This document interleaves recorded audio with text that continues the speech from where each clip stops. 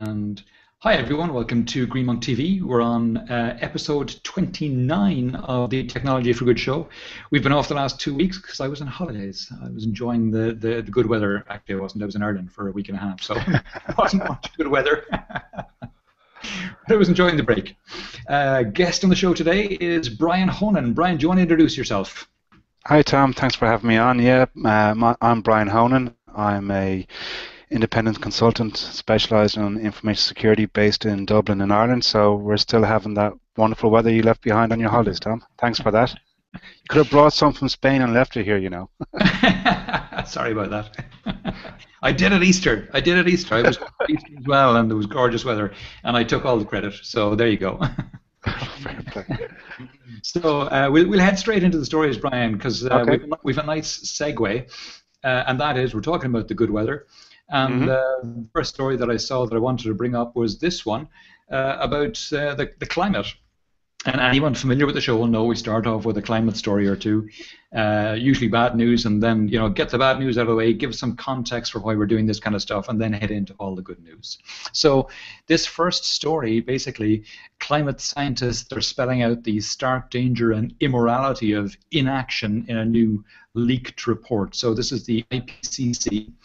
And they're talking about, you can see in this graph here, the choice, aggressive climate action ASAP is the left figure, whereas inaction is the right figure. And you're talking about an increase in temperature globally on the left figure of 2.6 if we take aggressive action now, versus an increase in temperature of 8.5 degrees if we don't take action. And we are going to have climate change. We're seeing climate change right now. The question is how much of it we have. It is irreversible. The change is pretty much irreversible, but it's not unstoppable. And when I say it's irreversible, carbon stays in the upper atmosphere for millennia, basically. The half-life of carbon is measured in thousands of years. So any carbon we're pumping up there is not coming down anytime soon unless we invent some kind of giant hoover to hoover the upper atmosphere. And we're talking literally billions of tons of CO2. And to hoover billions of tons of CO2, you'd need a pretty big hoover with an enormous bag at the end of it. So given that, I think it's fair enough to say it's irreversible, but we can at least mitigate and reduce the amount of carbon we put up if we act pretty soon. So that is the bad news. The better news, I saw this story, Chile is poised to pass South America's first carbon tax.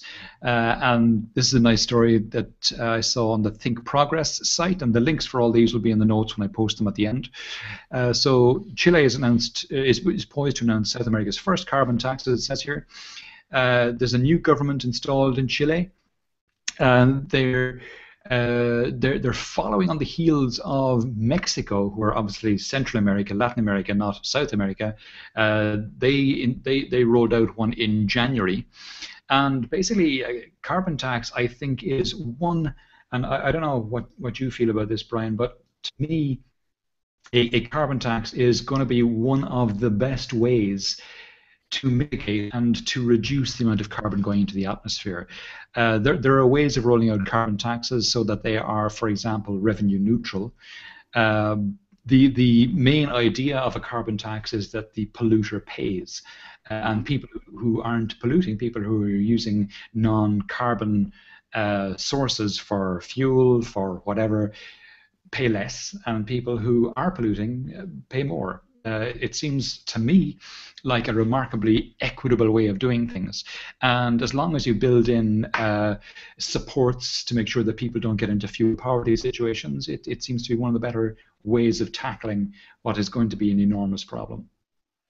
Yeah, I think you're right there, Tom, but I think we also would need to make sure that the implementation of these carbon taxes in various different countries are done in such a way that they're seen as incentives and people do the right thing, and that paying carbon tax isn't seen as a lazy way out of your responsibility towards the planet. You know, that if it's going to be cheaper to pay carbon tax than it is going to going to be for me to refit my factory so it's not emitting too much carbon. Well, then I'm going to go and take the easy route and pay the carbon tax. And we need that would be my concern about it. It has to be properly incentivized, and it is industry that needs to take this on board, because and individuals, but the industry does cause the biggest share of the problem. Mm-hmm. It does, yeah, and I think to my mind, one of the greatest ways we can reduce our own personal carbon emissions is by using renewable energy. The problem with that is that a lot of the utility companies are not providing that as an option.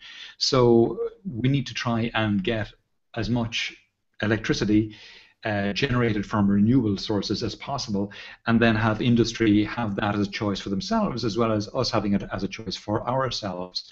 Mm-hmm. And when that becomes available and more widespread, and when things like electric vehicles, as we'll be talking about later in the show, when they become more widely available, I think that'll go a long ways towards helping us reduce our carbon footprint. Because right now, apart from reducing consumption, not buying stuff, yeah, there's very little we can do apart from that to reduce our consumption. I mean, I tend to go for more organic food because it tends to have a lower carbon footprint. I try and source locally sourced food for the same reason.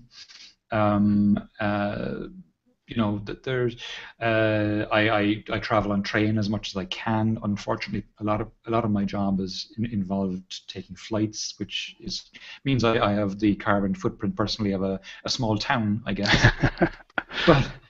But where I can, I mean, not next week, the week after next, I have 2 events in the US, but they're back to back. So I'm going to Florida first, and then I'm going to Boston, and then I'm coming home. So rather than crossing the Atlantic twice, I've managed to get 2 into one trip. So that's not too bad, but it's still a frightening amount of carbon.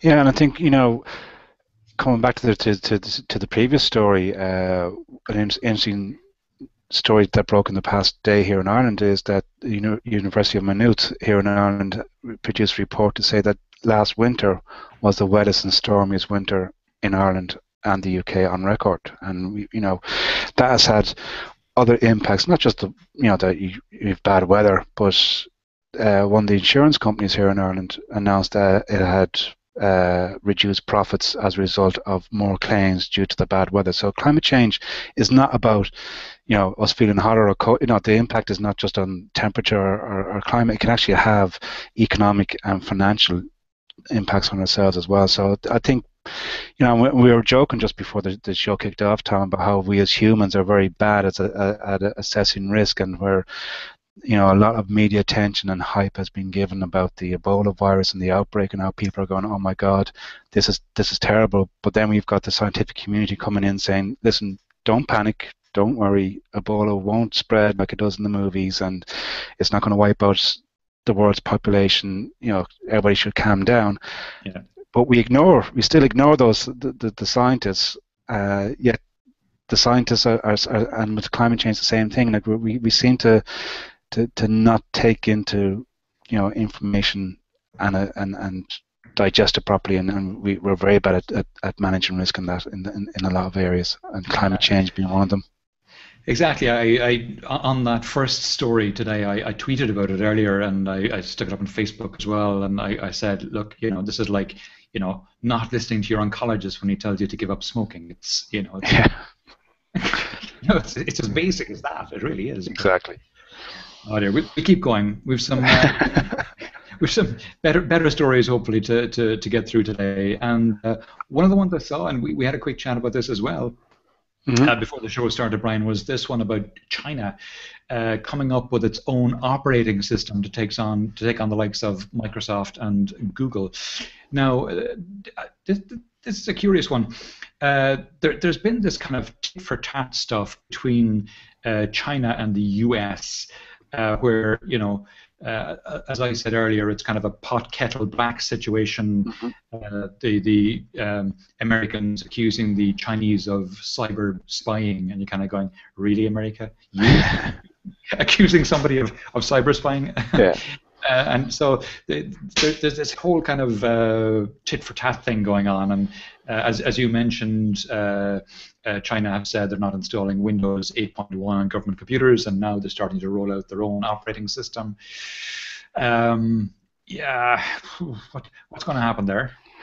It's going to be very interesting to see what happens there, because if they are worried about commercial operating systems like Microsoft's or Apple or whatever being used by Western governments to spy on Chinese interests, there are other alternatives. Linux straight away jumps out as me as being, that's a community-based project, and it's still, there's no commercial entities behind that. So developing your own operating system is not easy, and if you want to develop it and it's because of security, well, then you're talking about developing a secure operating system, and that in itself can have a lot of problems. People often say to me, Brian, why does software have security bugs? Surely these developers should be better than what they are and be able to write this code properly and not have any mistakes in it that could lead to security bugs. And I often turn around and say, well, if you take any modern program nowadays, there's millions of lines of code in it. So I challenge that person to go away and write a 40,000 word document that is grammatically perfect, that has no spelling mistakes, and then when you've done that, come back and berate the developers and the IT people for not being able to develop things properly and securely. So that's the challenge China's going to have. It's going to have to develop its own operating system. Not going to have, but if it is going to develop its own operating system, it's going to have to make sure it's secure, and you can be guaranteed that a copy of it is going to end up somewhere in Fort Meade or in GCHQ, and there's going to be people there looking to see what mistakes they can find in it as well. So I think it's a lot of expended energy. It's more a bluster, I think, than that's going to cause any real benefits. Yeah, I think it's exactly that, because I think it must be kind of galling for China to be handing money hand over fist to Microsoft for licenses for Windows. They're not happy about that, obviously.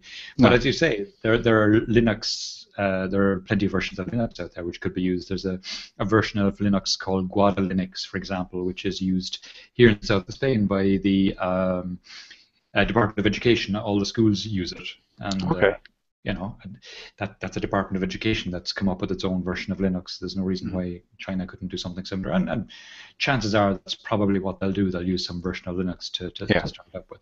Yeah, we'll move on. So Google have developed a 64-bit version of Chrome for Mac, finally. And I say finally, it's just this week. Not only it's not only available for the Mac, but also this week, a few days ago, they also announced a version for the PC as well. So both Mac and PC versions are now available. I've forgotten whether the PC one is available to download as a gold version. The Mac one isn't. The Mac one is in beta. There's a link in that site to go to the beta site and download it and use it. I've done it. I'm using it now. All the links here, all the stories I'm putting up there, for example, are all being displayed by 64-bit Chrome. It's going quite well. I haven't had many issues with it since I've started using it. There was one issue I had two windows open with about 40 tabs in each window, and one of the tabs started just sending the CPU wild. I didn't manage to find out which one it was. I just closed them all. I didn't have time. But, so it's not as stable as the gold version, but it is a beta, so you expect that. Other than that, it's been pretty rock solid, I gotta say, and it's not using as much memory as the 32-bit version was. So this is all good in terms of memory utilization, and it's slightly faster as well. It's hard to notice because I've got 24 gig of RAM in this machine. Well, that's pretty good. Yeah, yeah. So I do a bit of video editing and stuff like that. So I need quite a bit of RAM, and I generally operate about 3 browsers at a time with about 60 tabs per browser. So That's yeah. a busy machine. So I'm happy to have the 64-bit version of Chrome. And you know what, Um, Tom? And they say women can't multitask. There's your PC with all. I meant that men can't multitask, and there's your PC with all those browsers open. I can't. It's the PC or the Mac in my case is doing it It's for me. technology for good. There you go. There you go. Well said. Well said. Are you a Mac or PC person? I'm agnostic towards operating systems, so I use whatever is appropriate for the task. I suppose my day-to-day work, I generally use Windows machines, but I use Tor to browse the internet. I rarely use Chrome except for Google Hangouts. Okay, there you go. So as somebody said, do you really want to use a browser that's developed by an advertising company? That's a good point. Jumping back to the previous story, we talked about NSA and spying and seeing what you're going on. Yeah, Like Google has just as much information about us at times as well. So, but yeah, we use Linux or Macs sure, sure. whenever needs it. Interesting. Yeah, it's you're right. No doubt about it. What's interesting for me, I think, about what Google are doing in this space is that they've started to promote HTTPS sites, for example, in search results. So that's good to see. And all of all of Google's sites as well, all run now at HTTPS as well. Yeah. Which is great. So that improves the security of any of the Google products at least, and it gives a large incentive to others to switch over to HTTPS as well. So yeah, Google could be better, sure. Yeah, but it is a good initiative. But we should remember that HTTPS just secures the communication between the servers and the PCs. It doesn't mean the server or the PCs themselves are secure, but it does prevent that traffic being eavesdropped in, and it is great to see that being promoted, that sites should take it over, because today with modern operating systems and modern servers, the overhead of HTTPS on a server is minimal now. It might have been an argument 10, 15 years ago that it would hit performance. Yeah, but that's not a valid argument anymore. Yeah, no, fair point. Fair point. The only other thing I'm reasonably agnostic about machines as well. My setup is Mac and has been since '89. Okay. That is a matter of preference. But I'm also and have been a Windows network administrator, so I know when I was a system admin for two companies actually, where I was managing the active desktop rollouts. I was managing SQL servers. I was managing Exchange. I was managing ISA server, all that kind of stuff. So I know both systems pretty well. As I say, I tend to prefer Mac, but I can work reasonably comfortably in either. So it's they're pretty similar anyway in terms of functionality these days. So that's true. What I've been seeing with the Chrome browser is seeing how the impact that will be on Chromebooks, and the move towards ubiquitous cloud computing and thin client computing, and will this development help push that output further as well? Yeah, I remember. I think it was Scott McNeely back in the day when he was with Sun talking about the network is the computer. Yeah. That was back in the early '90s, I want to say, early to mid '90s, and it's only now with ubiquitous cloud computing and ubiquitous connectivity that this is actually becoming a reality. But the foresight that guy had is really impressive. It's a pity they're not still around. It is actually right. It is. Okay, we'll keep going. The next one I saw that I thought was interesting was this one, Dropbox Pro their plan now offers 10 times the storage for the same price. So where you got 100 gigs before for basically $10 a month, you now get 1 terabyte for $10 or $99 a year. And while that's good, you can see also the next story that hang on, the size of this is there we go, that's better, that's clearer. So this is a story out from Gizmodo, and it's a cloud storage showdown. And what they have here is they have Amazon, Box, Dropbox, Google Drive, iCloud, Mediafire, and OneDrive, and their various pricings with their premiums, their functionalities, whether they're mobile, they've got a web-based file manager, desktop app, etc., etc., etc. So you can see they've all got their various offerings there. iCloud comes out the worst in terms of the amount of free storage you get and how much you get per gigabyte. The others, I mean, Google Drive is at 15 gig free, Box is at 10 gig free, Amazon's at 5 gig free, OneDrive is at 15 gig free, and we were talking about that before we started, Brian. Yeah. The OneDrive offering has improved significantly in the last 6 months, I want to say. And the Google Drive one is great as well at 15 gig. And both of those companies I'm starting to like a hell of a lot because both of them have a sincere commitment to renewable energy sources. Okay.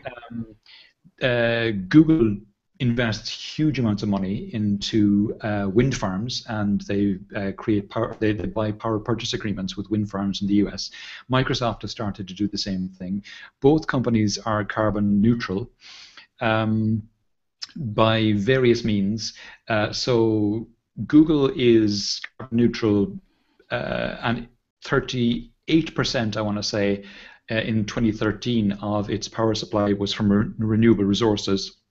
The other 62 was then covered by offsets. Microsoft, if memory serves, in 2013 were 80% from renewable resources, and the other 20% was covered by offsets. But their aim is to go to 100% from renewable resources this year.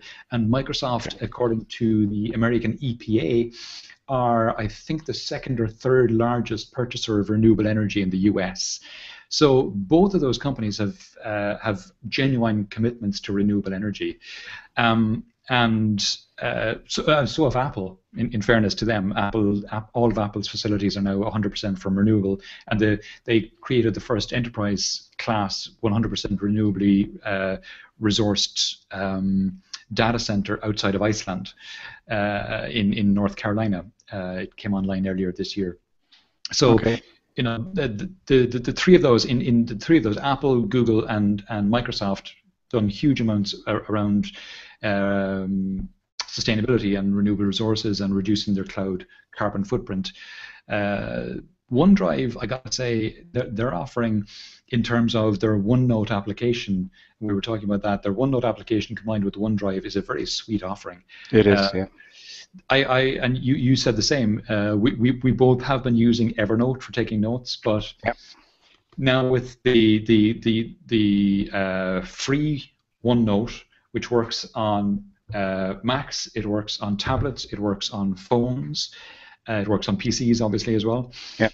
And all synced and with 15 gig of storage. I mean, and all free. It's like a no-brainer. I mean.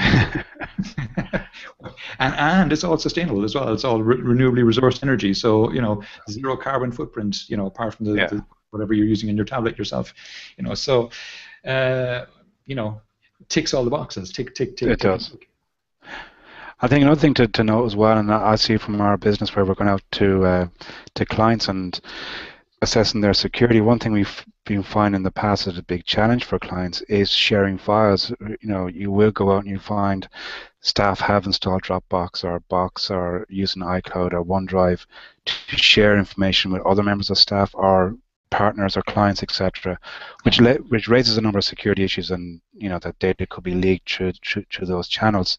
So I think it's interesting to see Microsoft are actually bundling OneDrive and TeamDrive into their Office 365 environment, and very much targeting the corporate sector, which Google is doing as well, to try and bring that area in. And it'll be interesting to see. I think this price bargain from Dropbox is in direct response not just to the free versions, but also to the commercial and the enterprise clients that could potentially be moving away to OneDrive and Google Drive. Yeah, I think there's a OneDrive application for the Mac and the PC, which works just like the Dropbox application for the Mac and the PC. You install it on your thing. It creates a folder. You drop stuff into the folder. It syncs up and down exactly the same as Dropbox.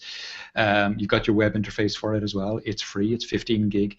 I mentioned I was in Ireland a few weeks ago. I came back. I had a few hundred megabytes of photographs that I had taken in Ireland that I wanted to share with a friend back in Ireland. And normally I would do that through Dropbox, but instead this time I said, okay, I'll try OneDrive for it. So I dumped them into OneDrive, shared them through the OneDrive interface, and it was the exact same experience for me, exact same experience for him. He collected the 200 meg of photographs, no problem whatsoever. So, for me, we can see that OneDrive is 15 gig. Dropbox is, I think I have 7.5 gig in Dropbox because I recommended a few friends and things like that back in the day. But I can see, Microsoft have gotten very canny in this, and they started to, claw back a lot of ground.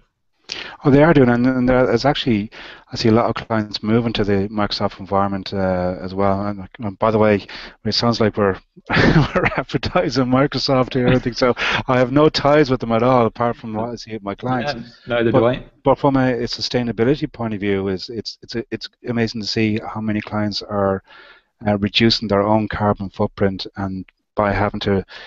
They can turn certain servers off, so they no longer need to have an email server on site. They no longer, they can have their SharePoint in the cloud and share information in the cloud for all staff worldwide. That reduces having servers on site, reduces having to have VPNs, and there's a lot of other benefits that these things are bringing, not just the ability to share your photographs with friends and families. Sure, yeah. No, that's true too. Now that'll depend on who your cloud provider is, because true. While we know the carbon footprint that you get from the likes of Microsoft and Google, we have no idea of the carbon footprint of people like Amazon because they don't report it. Yeah. I've just forgotten the name of the cloud provider that IBM bought. IBM's main cloud provider now.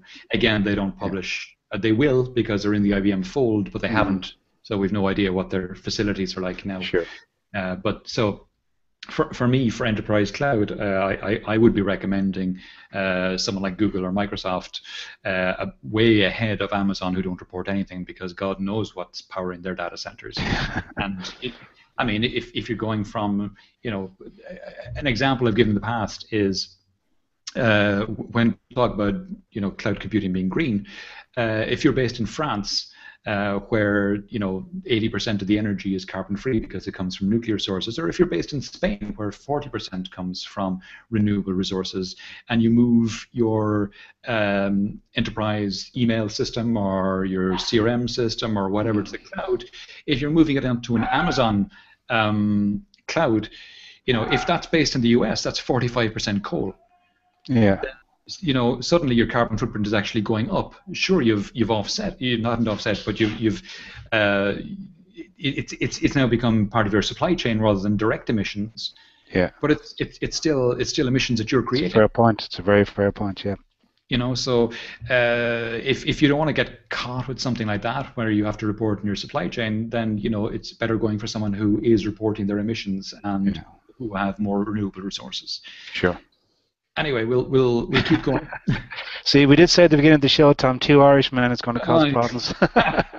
We'll never shut up. We'll be here till Christmas. I have another guest lined up for next week. It'll just be a quick segue between the two.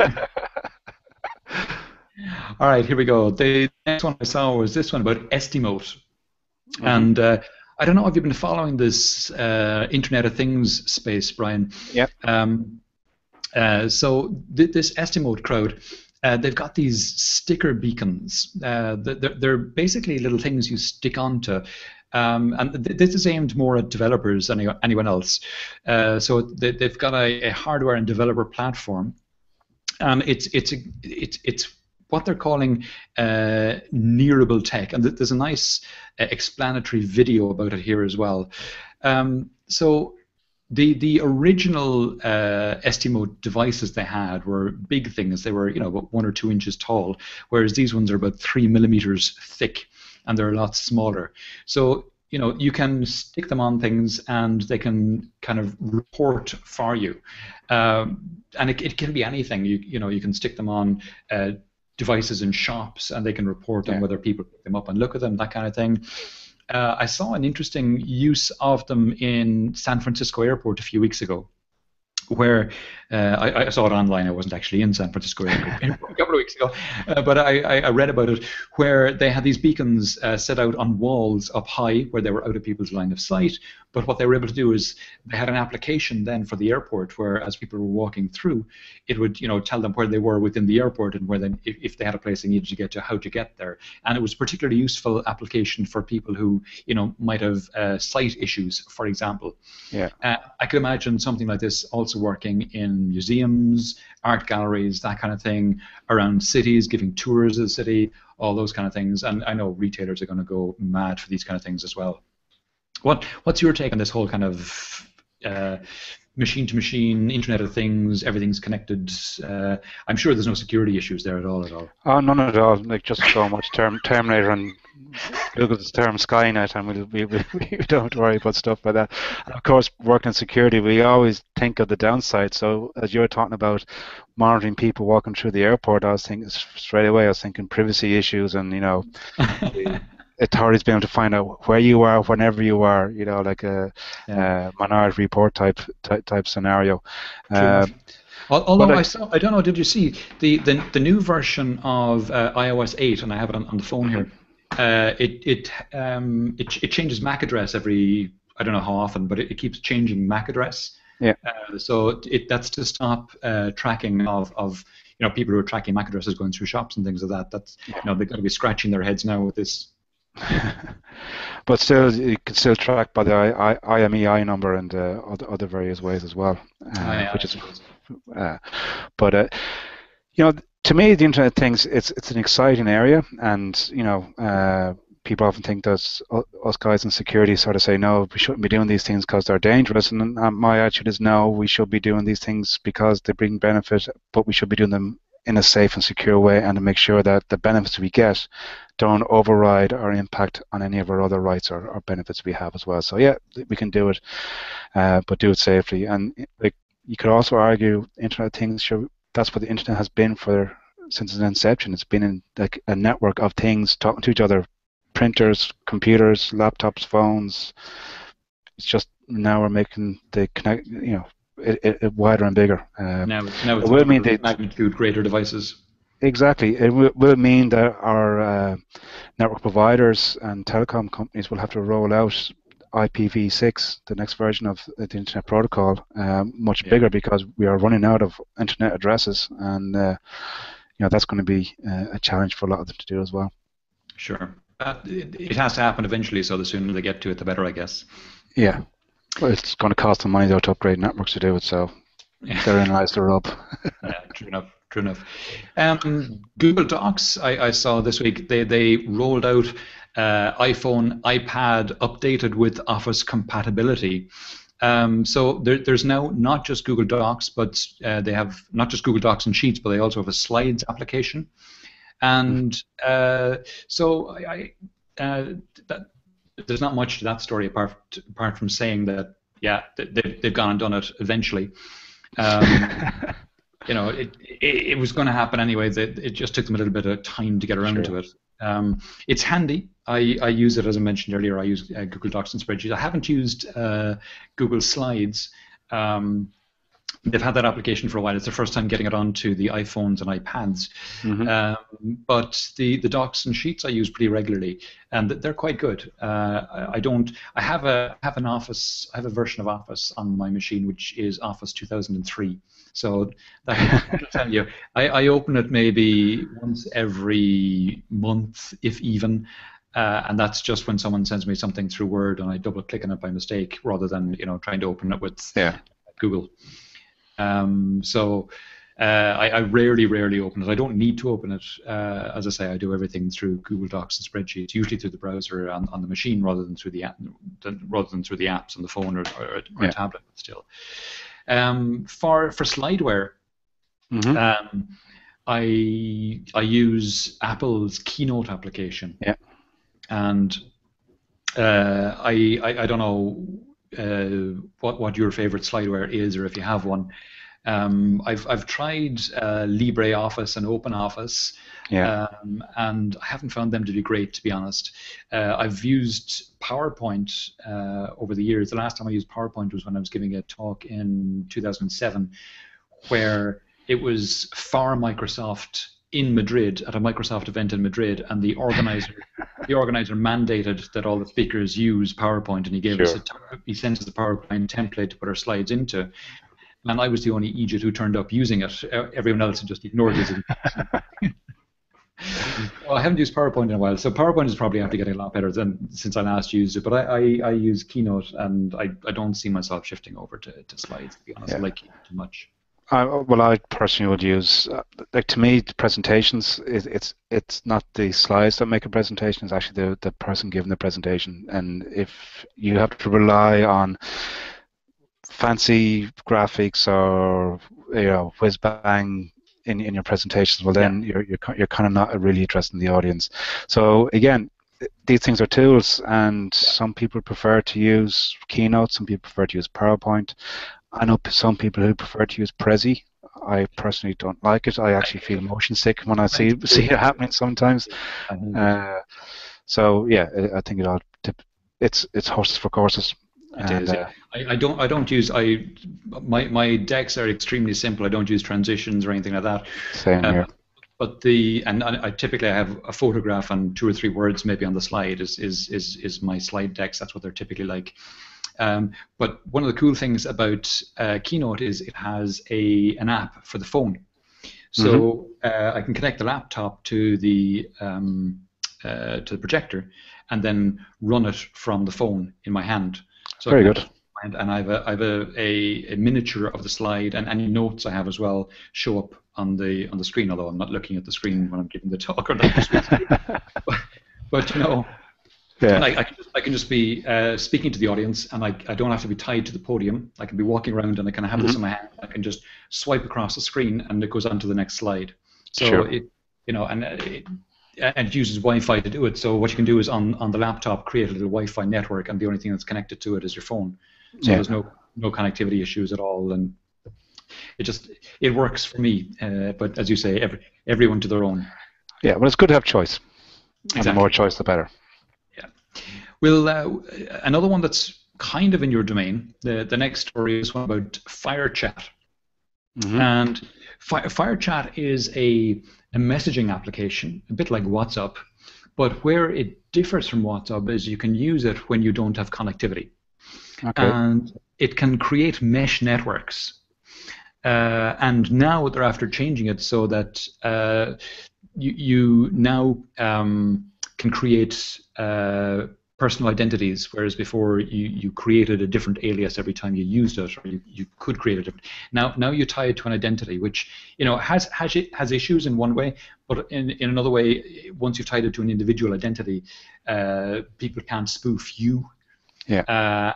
And it works off your telephone number, so it took them a while to tie it to the telephone number to an individual web identity, but they figured that out, and now you set up an account, you set up an ID, as with any other application now, and then you can chat, as I say, over mesh networks in places where there's no connectivity whatsoever. So the kind of example they've used here is one where people go to Burning Man, which is this big thing in the desert in the US, and because in the desert there's no connectivity typically. Or big concerts where the Wi-Fi or the 3G network shut down because there's too many handsets trying to grab connectivity. Yeah. In those kind of situations, something like this is fantastic because you don't need connectivity and you can still chat to everyone who's in the room.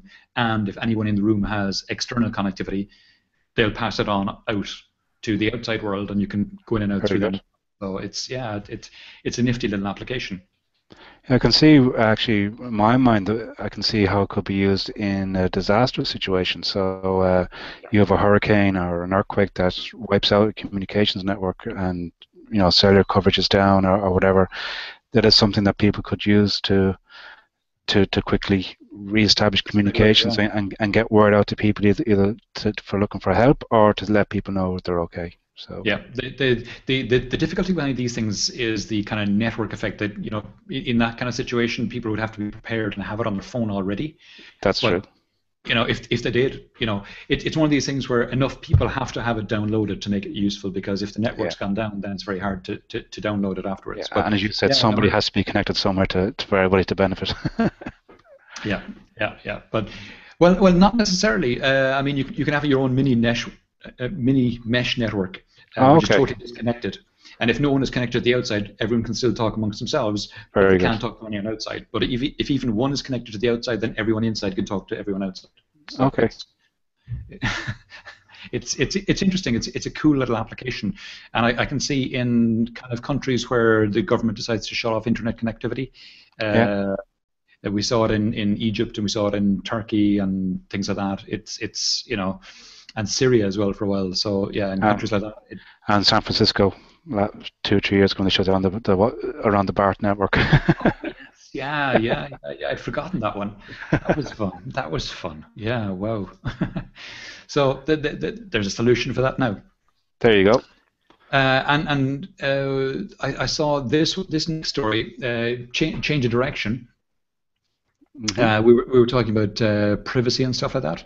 So Apple are bringing out on September 9th, they'll be bringing out iOS 8. And they'll be bringing out new devices and watches and who knows what else. It's all new rounds of speculation at the moment. But in the run-up to that, they've gone and told developers who are developing the likes of fitness applications and health applications for this health kit that they've got for iOS 8, they've told developers that they can't sell people's personal data to advertisers. And it's a very canny move, I think, on Apple's part, because a point I've made on this show a couple of times in the last few weeks is to say the two main companies in the mobile space are Android and, well, Google with Android and Apple with iOS. Yeah. Those are the two main platforms. Both of them are coming up with these health platforms like HealthKit, and there's Google Health, I think is Google's one. Samsung are doing something similar as well, and I'm sure Microsoft are coming up with one.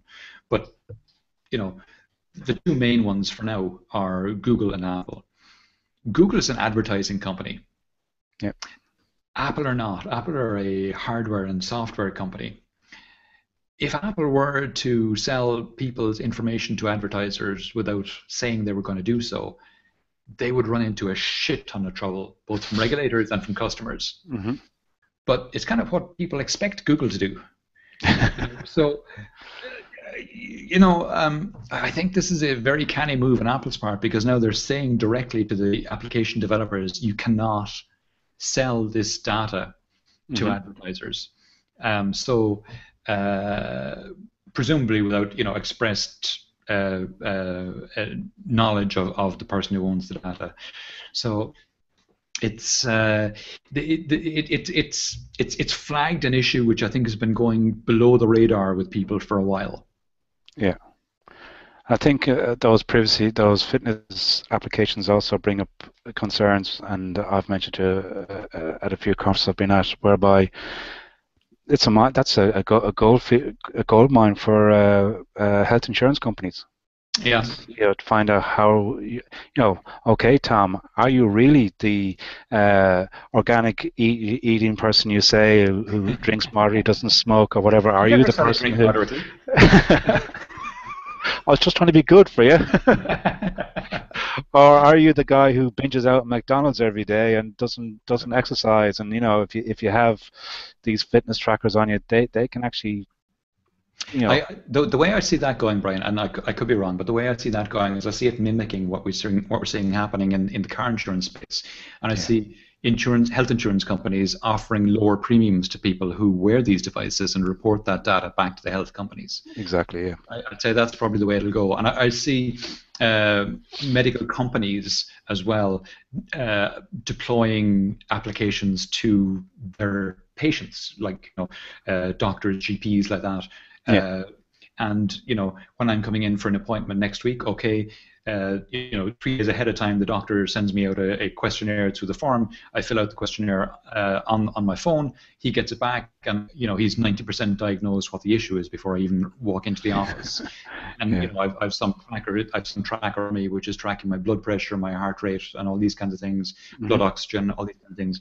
And he has a week's worth of that data before I walk into the office. Of course, I have to allow him to see that data, and it's all permissions based, but. I mean, it's one thing to walk into a doctor's office, have him take your blood pressure, have him check your heartbeat, but if you're stressed out and nervous about visiting the doctor, there's the chance blood pressure and heartbeat will be elevated, when you go into his office. Whereas if he's got a week's worth of data to work off, it's probably a lot more accurate or a lot more telling. True. A lot more helpful with diagnoses than the spot point taken when you're in the office. Yeah. But it is a good move by Apple. And I think it also sets a marker on the ground for developers and third parties to say, this is not your information to do with it what you want. This is, this is the individual's information, and we're watching you and how you behave on it. Yeah. We'll keep going. Mm-hmm. And related to this slightly is this Jawbone Up data. And Jawbone is this company that wears a fitness tracker, a little bracelet you wear, and it monitors your sleep, it monitors your movement, and that kind of thing. This is an interesting graph they produced of people's sleep in California during the earthquake that happened in Napa there a few days ago. And you can see 100% of people were awake at 9 p.m., almost 100%. And they started, falling asleep gradually. Comes to 1 a.m., we've got about 20% of people awake. Mm-hmm. We get to 3 a.m., and again, it's about 10% of people. And you can see over here the scale of the distance from the epicenter. Yeah. And suddenly the earthquake happens, and boom, 75 to 100 miles away, slight rise in the number of people who are awake. 50 to 75 miles, more people awake. Then the next one is 25 to 50 miles, and we've got almost 60% of people awake. And then 0 to 25 miles from the epicenter, and we've got almost 80% of people wake up. And then they all drift back to sleep and wake up the following morning. So you've got a big spike of people waking up from the earthquake, and based on their distance from the earthquake. But it's fascinating. It's fascinating that this data is now out there, and we can see it. And it's anonymized. We don't know who they are, so I don't see any big privacy issues. But I think it's a fascinating use of the data, and a fascinating, it's data we would never have had before. True, and it shows 1 in 5 people can sleep through an earthquake. A 6.0 earthquake happening within 0 to 25 miles of their location. I can sleep through that, no problem. That'd be my wife. She sleeps. There could have been elephants trampling through their bedroom at the same time and trumpeting and nothing. And I'd be awake if it was 100 miles away. I'm a very light sleeper. But we'll keep going, because I saw the again, slightly related, not quite the same thing, but a map of information spreading through Twitter in this case. And it's news of the shooting in this town of Ferguson in Missouri of this black guy by a policeman. And we can see, I'll move the slider back to the start here. And you can play it there. You can see as it spreads out across the US and then hits the UK and then hits Africa, South America, Southeast Asia, the whole thing. It's amazing and you can see it's really lighting up in the US here, and you can see obviously different peaks at different times as new things unfold, protests start happening and that kind of thing. Again, there's no hugely specific point I wanted to get across there, except just that, again, Twitter is now being used increasingly for breaking news, and it's phenomenal to see how the news spreads so quickly and so globally. And that's just on Twitter, because you can be sure it was happening on Facebook, you can be sure it was happening, in YouTube and all the other platforms as well. Oh yeah, like I think it's Twitter and social media. There's two key lessons from something like Ferguson that should be taken out. Is that local news is no longer shoot people with their hands up. Well, that's about 3 lessons you can take out of it. Allegedly, don't shoot people with their hands up, by the way.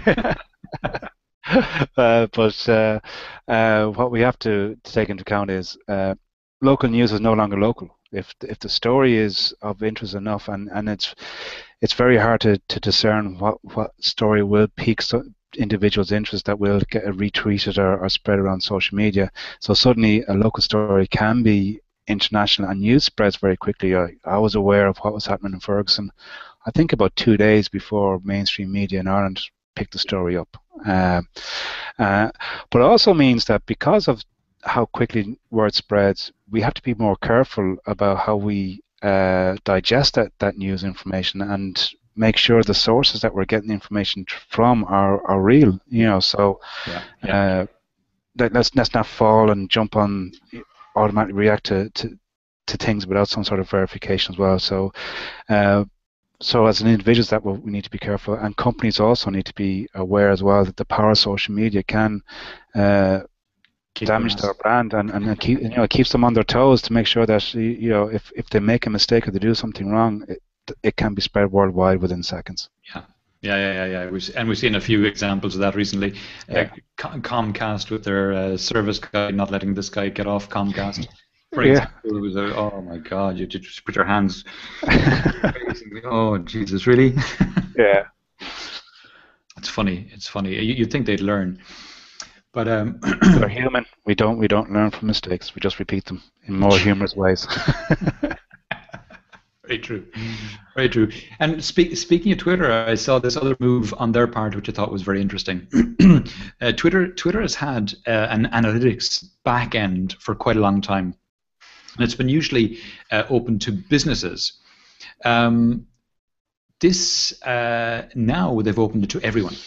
Anyone now who has a Twitter account can go to analytics.twitter.com, I think it is. Yeah. They can look at the analytics of their own tweets and see which ones are doing well. And for example, if I open up here, and it's analytics.twitter.com, we can see my tweets earned 60,000 impressions over the last 28 days. That's down on the previous 28-day period. That's because August is a quiet month. You can see engagement rates. If I'll actually refresh it, see if anything's happened more recently. Engagement rates for individual tweets and replies. I tweeted just before we came on that we were having this Tech for Good thing, and that got 1,500 impressions, 18 engagements. That's a 1.2% engagement rate. And the percentage engagement rate is a nice one to track, because you can see some of them are at 0.2%.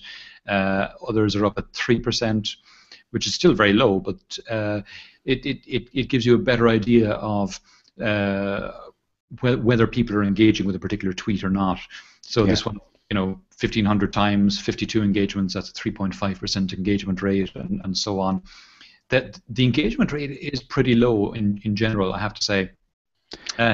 You can also check out your followers, who they are, check out the Twitter cards if you have those, and whether they're doing well.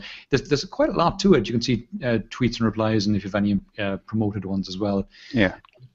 Have you had a chance to check this out, Brian, yourself? I have, yeah. Actually, I've in the past I've been using various different tools to monitor my social media presence and stuff. So, and some of these you have to subscribe to, and Twitter Analytics actually gives a lot of information for free that you don't need, and I think it's very useful because, when you take Twitter and you put a tweet out, it doesn't stay in certain people's stream for very long. So getting that information to see, well, what engages people, how my, when you get engagement. When you get engagement, and you can sort of, okay, this is what my followers like, this is what the information they like me to talk about. Then you can adjust how you tweet, or maybe identify when the best times to tweet, or where your audience is, and there's a rule of thumb that says best time to tweet is between 1 p.m. to 3 p.m. That's all based on your time zone. So if you're based in Spain, as you are, Tom, but your majority of your followers in the US, well then it's time your tweets for that audience. Yeah. But it's very good too. It is. It's really good. It's very impressive, I have to say. I had an interesting kind of light bulb moment for a guy who was working for Nortel, and this was back in early 2008. I was at an event in Vegas, and I was talking to this guy in Nortel before he was about to speak. And I was telling him about social media and Twitter, because I was doing that kind of stuff, and he was like, "Oh yeah, Twitter, I've heard of that. Not really very interested." And I said, "Oh yeah, really?" He said, "Oh yeah, no, I've looked at it right. It doesn't hold any interest for me." I said, "Okay, fair enough. That's your impression. That's fine, no problem." So I sat in the audience and I was listening to him give his talk, and halfway through the talk, he mentioned some announcement that Nortel had made in the last couple of days, this new product. So I got on Google, found the announcement page, the Nortel announcement page, because I thought it was interesting, and I tweeted it. I said, "Look, Nortel have made this new announcement of this new interesting product," and I had a link to the tweet, but the link was a Bitly link. So, okay. So at the end of his talk, I clicked on the Bitly link info tab to see how many times it had been clicked on, and it turned out it had been clicked 70-something times. So I went up to him with my laptop and I said, "That announcement you made, I tweeted it, and I tweeted a link to your press release page talking about it, and look, this is a short link that leads to it, and that link was clicked on 70-something times between the time you mentioned it in your talk and now that I'm up here talking to you." And he was like, he said, that's more people than have come up to me on the stand at this event for the entire event. He said, "I'll be on Twitter next week." And sure enough, he was. Yeah. These kind of analytics are great for things like that, for telling you, whether stuff, as you say, whether stuff is being looked at or not. I've got to say, there was a lot more engagement with tweets back in the early days. I think you hit on a point there, and you were right that things don't live in people's tweet stream nearly as long now. We're following more people. Yeah. But the point of it is that a lot. Way back at the start of my career, one of my mentors said to me, says, "Brian, if you can't measure it, you can't manage it." Yeah. So obviously, for personal use, this Twitter analytics may not be of any benefit, but if you're using it for professional reasons, it's definitely something well worth having a look at. Absolutely. We'll come on because we're nearing the top of the hour. We did fear this would happen. Despite her not having pints to hand. This story is right up your alley. USB condom promises to protect your dongle from infected ports. Yeah. Talk to me about this, Brian. Well, if you go sticking your thing into where it doesn't belong, you're going to end up with problems, I suppose, is the key message there. But we've seen USB sticks being used from a security point of view in a number of ways. One is it's for transferring viruses. So you plug your USB stick. Stuxnet was transferred with a USB stick, wasn't it? That was one of the methods, yeah. But Configure, which is another big big virus that still cause a lot of problems, actually shut down hospitals and ambulance service in the UK, spread by USB sticks as well. So, and you see that conferences and everything, people take a USB stick off a vendor and stick it into their computer. There's been reports of those, vendors handing out infected USB sticks. So you really don't know how safe somebody is. Wasn't there an issue with a Microsoft installed CD being infected with something years ago? Oh yeah, that's happened. CD that had to be pulled. It's happened a few times. I remember HP, one of their CDs with the drivers for one of their printers had a virus on it as well. So it's happened. These things. These USB sticks, they're printed off in some giant factory somewhere, and they're branded and then shipped out. So it can happen, or they can get infected on the way. So plugging your device in. Now this is particularly, I suppose, my danger from. There's software that I could put on my laptop, and if you plug your device into it, I can slurp or take the data off it, be that your iPhone. So you plug your iPhone into somebody's laptop to charge it. At the same time, I could be extracting your data from your phone because it's now in my USB port. So this USB condom is to make sure only the charging elements of the USB cable are engaged, and that will power your device and help you charge your device as well. Right. Interesting. Cool. You think it's a good idea? Yeah, but I think it's a good idea. But I think it's a better idea that people are more careful about what to do and more aware of the threats. I think people may not be aware that it is possible for somebody to snoop on your device if you plug it into their USB port. Right. Yeah, that's a fair point. We'll keep going. We have two more stories, and they're both related to this story and to each other, kind of.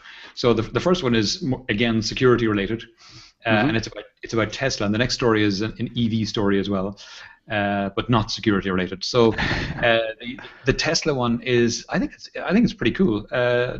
Tesla seem to have a very responsible attitude, as far as I can tell, to security. They're recruiting hackers to basically to see if they can find issues with the software that runs the Tesla cars. Sure. And that's a very necessary thing, because it has been demonstrated that the more electronics we're putting into cars, the easier they become to hack, and that's just that's par for the course. Yeah. No great shock there. And I think it's pretty safe to say the Tesla cars are some of the most high-tech cars on the market.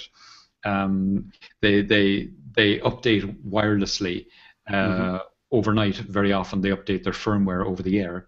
And almost all the functions of the car are electronic at this point. So it's probably one of the most high-tech cars on the market, if not the most. They've given hackers in the past who've reported responsibly on issues they've found with Teslas. They've given them bounties for reporting the issues, which the more security responsible companies tend to do that, and now they're taking on, I think it's like 30 of these hackers in full-time jobs to constantly improve the software that runs the cars. I think it's a tremendous move on their part. I think it's a very good move, and actually, from somebody who works in security, it's great seeing the word hacker being used in the right way. It should be in hacking, and hackers came from examining computers and the technology and seeing how we can break it so that we can improve it. Yeah. It's been sort of hijacked by media to be somebody who acts irresponsibly and criminally. So it's good to see Tesla sort of rebrand hacking back the way it should be, which is for the greater good. But yeah, we have more technology. We talked about earlier on the show, Internet of Things. We have to make sure all these devices, as they provide good, do in a safe and secure way. And definitely, I certainly don't want my car in the future to be driving down a motorway at 100 kilometers per hour, and then some kid somewhere decide to take it over or to apply the brakes without me knowing it. So it's it's good, and bug bounty programs are a good way to do it as well. Like Facebook, Microsoft, a lot of them have those, so it's excellent. Yeah.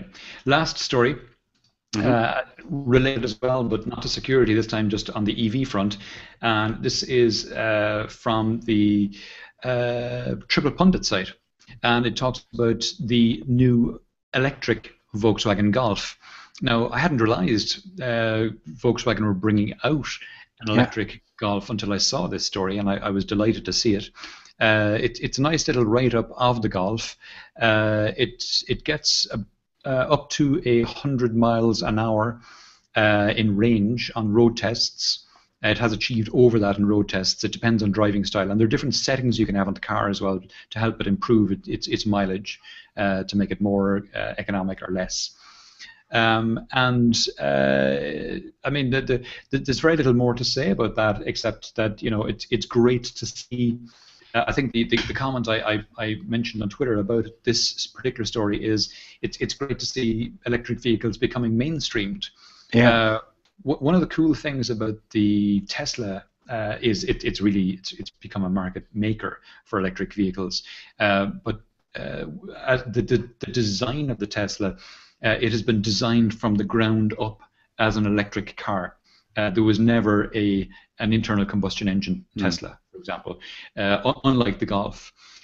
So you gotta suspect that the Tesla is probably by orders of magnitude a better electric vehicle, but it's also far more expensive. I was just going to say that. So, until I win the lotto, I think if I'm buying electric cars, it's more likely to be a Golf than it is to be a Tesla. Yeah, but it's great seeing the Volkswagen do this, because it means electric vehicles are becoming mainstream, and particularly with the Golf being such an icon. So, to coin a phrase, any of the petrol heads listening to us will probably remember when the Golf came out, and it was an icon back in the 80s and 90s for the up and going young person driving around town. It was to have their Volkswagen Golf. It had a lot of zip. A lot of zip, and to continue the development of Volkswagen and to pick on the Golf and to make an electric vehicle kind of sends a strong message out to the market and to Volkswagen competitors that they need to all maybe sit up and take notice of this area. And the other cool thing about it that I see is this now gives Volkswagen a lot of experience with electric vehicles, which they can then transfer to the rest of their fleets. Yeah. So that's great. No, I think this is brilliant. Okay, that's the last story. Brian, thanks a million for coming on the show. It's been great. Thanks for having me on, Tom. We've run over time, but we suspected we would. Well, we knew that was going to happen. We tried our best not to, but I cut a load. What can you have? I cut a load of the stories. I mean, never mind. It was great fun. Thanks a million, as I said, for coming on. We'll be back next week with another guest. Same time, same channel, and we'll see you all then. Thanks everyone for listening and for watching and for your interest.